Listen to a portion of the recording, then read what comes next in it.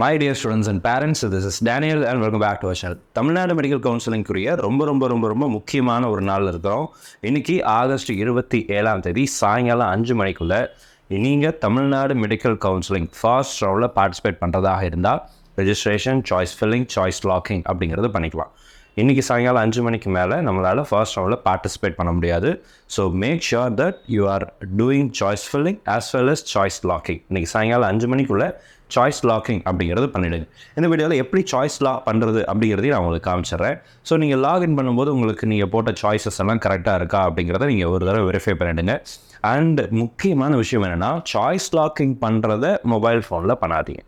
நீங்கள் choice filling நீங்கள் எப்படி பண்ணியிருந்தீங்களோ அது உங்களுடைய தனிப்பட்ட இது. அதுவே மொபைல் ஃபோன் அலோவ் பண்ணாதீங்க, அக்செப்ட் பண்ணாதீங்க, யூஸ் பண்ணாதீங்க அப்படின்னு தான் நம்ம சொல்கிறோம்.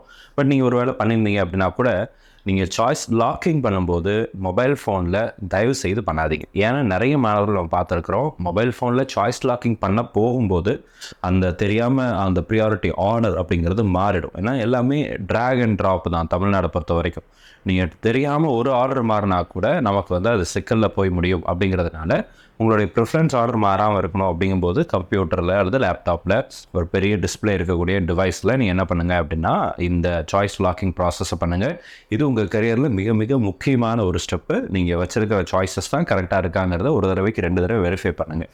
ஸோ நீங்கள் கொடுத்துருக்கிற சாய்ஸஸ் போடும்போது இந்த இடத்துல எல்லாமே எப்படி இருக்கும். அதுக்கப்புறம் நெக்ஸ்ட்டு கொடுத்தீங்கன்னா இதுதான் உங்களுடைய ஆர்டர், மை சாய்ஸஸ் அப்படிங்கிற ஆர்டர் இருக்கும். இந்த ஆர்டரை ஃபஸ்ட்டில் லாஸ்ட் வரைக்கும் எல்லாம் கரெக்டாக இருக்கா அப்படிங்கிறத 2-3 தடவை வெரிஃபை பண்ணிவிடுங்க. வெரிஃபை பண்ணதுக்கப்புறம் ப்ரிவ்யூ சாய்ஸஸ்லையும் திரும்ப அதே ப்ராசஸ் திரும்ப ஒரு தடவை வெரிஃபை பண்ணுங்கள். அதுக்கப்புறம் இந்த டவுன்லோட் மை சாய்ஸஸ் இருக்கு இல்லையா, இதையும் கிளிக் பண்ணி ஒரு தடவை டவுன்லோட் பண்ணி வச்சுக்கோங்க. அடுத்ததாக லாக் மை சாய்ஸஸ் அப்படிங்கிற ஆப்ஷனை கிளிக் பண்ணிங்கன்னா இந்த மாதிரியான ஒரு பாப்அப் விண்டோ அப்படிங்கிறது வரும். அதில் என்ன சொல்லியிருக்காங்கன்னு பாருங்களேன். I am aware that I can able to add multiple colleges as my preference, although I am willing to study in any one and only of my choices college preference. அதாவது இதில் நிறைய college போட்டுக்கலாம், ஆனால் இதில் ஏதாவது ஒரு இதான் எனக்கு சீட் கிடைக்கும், அதில் நான் சேர்ந்து படிக்கிறதுக்கு தயாராக இருக்கிறேன் அப்படின்னு சொல்லி இருக்கும். கன்ஃபார்ம் அப்படிங்கிறத கிளிக் பண்ணுங்கள். இப்போ பாருங்களேன், நீங்கள் இது வரைக்கும் எவ்வளோ சாய்ஸஸ் சோஃபார் போட்டிருக்கிறீங்க, உங்களுக்கு அவைலபிள் சாய்ஸஸ் எவ்வளோ, ரெண்டுமே இங்கே காமிக்கும்.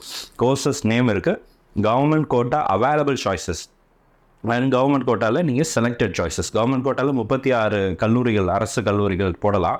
அதே மாதிரி நீங்கள் 36 போட்டிருக்கீங்கன்னா 36 காமிக்கும். நீங்கள் போடலைன்னா நீங்கள் எத்தனை போட்டிருக்கீங்களோ அந்த நம்பர்ஸ் நீங்கள் காட்டும். இதெல்லாம் கரெக்டாக இருக்காங்கிறத பார்த்துக்குவாங்க. நீங்கள் கவர்மெண்ட் கோட்டா பண்ணியிருந்தீங்கன்னா கவர்மெண்ட் கோட்டா மட்டும் காமிக்கும். மேனேஜ்மெண்ட் கோட்டா போட்டுறதா அதையும் சேர்த்து உங்களுக்கு மேனேஜ்மெண்ட் கோட்டா அவைலபிள் சாய்ஸஸ். இந்த கேண்டிடேட் கவர்மெண்ட் கோட்டா மட்டும்தான் போட்டிருக்காரு, அதனால் மேனேஜ்மெண்ட் கோட்டாவில் 0 காமிக்குது. நீங்கள் மேனேஜ்மெண்ட் கோட்டா போட்டிருந்தீங்கன்னா உங்களுக்கு அங்கேயும் பார்த்தீங்கன்னா சாய்ஸஸ் அப்படிங்கிறது இருக்கும். மேனேஜ்மெண்ட் கோட்டாவில் என்ஆர்ஐயும் சேர்த்து போட்டிருந்தீங்கன்னா அப்போது சாய்ஸஸ் அப்படிங்கிறது இருக்கும். ஸோ அதனால் அந்த டோட்டல் நம்பர் ஆஃப் சாய்ஸஸ் அப்படிங்கிறதெல்லாம் பார்த்துக்கோ. இங்கே இருக்கிற என்ஆர்ஐ லேப்ஸ் சார் நான் இது போடவே இல்லையே, எதுன்னு இங்கே வந்திருக்கு அப்படின்னு சொல்லி பார்க்காதீங்க. இது common template for all the rounds. இதே இதுதான் செகண்ட் ரவுண்ட், தேர்ட் ரவுண்டுக்கு வரும். செகண்ட் ரவுண்ட்லேருந்து அது தேர்ட் ரவுண்ட்லேருந்து என்ஆர்ஐ லேப்ஸ் கன்வர்ஷன் அப்படிங்கிறது வரும். அதுக்குரிய நோட்டிஃபிகேஷன் கொடுப்பாங்க. அந்த டைமில் தான் இங்கே தான் வரும். சரிங்களா? என்ஆர்ஐ கேட்டகரியில் உங்களுக்கு இருந்துச்சுன்னா அது காமிச்சிருக்கும், நீங்கள் போட்டிருந்த சாய்ஸஸ் இருக்கும். ஸோ டோட்டலாக நீங்கள் போட்ட சாய்ஸஸ் எவ்வளோ அப்படிங்கிற டோட்டல் கவுண்ட்டை பார்த்துக்கோங்க. கரெக்டாக இருக்கா அப்படின்னு பார்த்ததுக்கப்புறம் ஓடிபி அப்படிங்கிறது வந்துடும். உங்களுக்கு ஓடிபி வந்திருக்கும், அந்த ஓடிபி என்டர் பண்ணுங்கள். ஓடிபி என்டர் பண்ணிவிட்டு என்ன பண்ணுங்கள் அப்படின்னா அந்த கீழே வந்துருக்கிற கன்ஃபார்ம், இந்த இடத்துல I have completed the adding அந்த இது டிக் பண்ணிவிட்டு கன்ஃபார்ம் கொடுத்தீங்க அப்படின்னா உங்களுக்கு இந்த மாதிரியான ஒரு பாப்அப் விண்டோ வரும். ஐ declare that this is my final choice list and I'm aware that after submitting I could not be changed my choice list.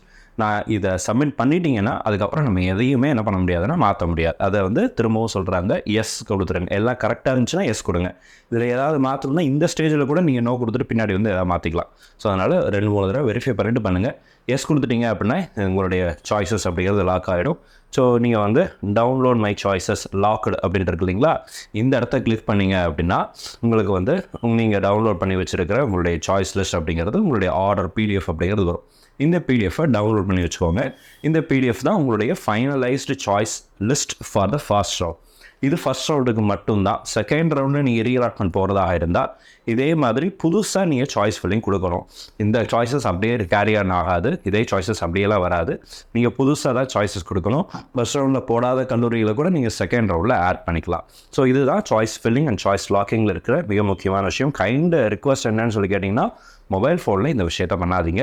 ஏன்னா ஒவ்வொரு வருஷமும் நிறைய மாணவர்கள் பாதிக்கப்படுகிறத கண்கூட பார்க்குறோம். அந்த மாதிரியான பாதிப்புகள் உங்களுக்கு வரக்கூடாது அப்படிங்கிறதுக்காக தான் இந்த வீடியோலையும் அதை பதிவு செய்கிறோம். ஸோ மறக்காமல் இன்றைக்கி சாயங்காலம் 5 மணிக்கு முன்னாடி இந்தியன் ஸ்டாண்டர்ட் டைம் 5 o'clock முன்னாடி உங்களுடைய சாய்ஸஸை லாக் பண்ணிவிடுங்க. நீங்கள் லாக் பண்ணாமல் விட்டால் கூட ஆட்டோமேட்டிக்காக லாக் ஆகிடும் தான் ப்ரௌச்சரில் போட்டிருக்கிறாங்க, அவங்க கொடுத்துருக்க இன்ஸ்ட்ரக்ஷனில் கொடுத்துருக்குறாங்க. But as a candidate, as a parent, it is your responsibility to lock your choices. So choices எல்லாம் கரெக்டாக அண்ட் வெரிஃபை பண்ணுங்கள். இது உங்களுடைய குழந்தைகளுடைய கரியர்ன்றதுனால கொஞ்சம் சிரத்தை எடுத்து நீங்கள் என்ன பண்ணுங்கள் அப்படின்னா எல்லாத்தையும் வெரிஃபை பண்ணிவிட்டு அதுக்கப்புறம் சாய்ஸ் லாக் அப்படிங்கிறத பண்ணி வச்சுருங்க. நீங்கள் விரும்பின மருத்துவக் கல்லூரிகள் உங்களுக்கு கிடைக்கணும்னு சொல்லி உங்களுக்காக நான் ப்ரே பண்ணிக்கிறேன். கண்டிப்பாக நல்ல ரிசல்ட்ஸ் வரும். உங்களுக்கு எல்லாமே நல்ல மெடிக்கல் காலேஜஸ் அப்படிங்கிறது கிடைக்கும். மார்க் அண்ட் ரேங்க் பேஸ் பண்ணி அதில் முன்னாடி இருக்கக்கூடிய மாணவர்கள் எல்லாத்துக்குமே அவங்க விரும்பின மருத்துவக் கல்லூரிகள் அப்படிங்கிறது உங்களுக்கு கிடைக்கணும்னு சொல்லி உங்களுக்காக நான் ப்ரே பண்ணிக்கிறேன். All the very best and thank you so much.